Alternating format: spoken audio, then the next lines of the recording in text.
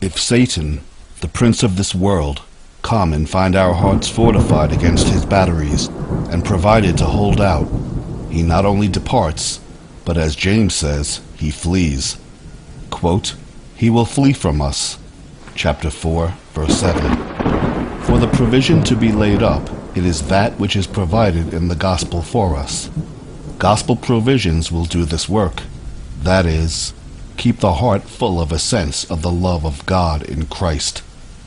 This is the greatest preservative against the power of temptation in the world.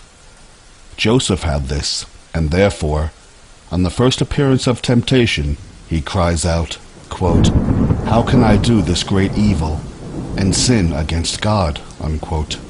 And there is an end of the temptation as to him. It lays no hold on him, but departs. He was furnished with such a ready sense of the love of God as temptation could not stand before.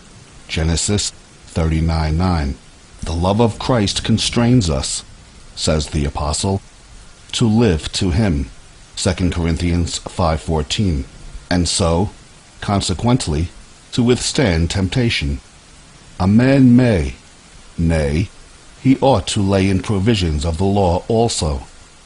Fear of death, hell, punishment, with the terror of the Lord in them. But these are far more easily conquered than the other. Nay, they will never stand alone against a vigorous assault. They are conquered in convinced persons every day. Hearts stored with them will struggle for a while, but quickly give over. But store the heart with a sense of the love of God in Christ, and his love in the shedding of it. Get a relish of the privileges we have thereby, our adoption, justification, acceptance with God. Fill the heart with thoughts of the beauty of his death, and you will, in an ordinary course of walking with God, have great peace and security as to the disturbance of temptation.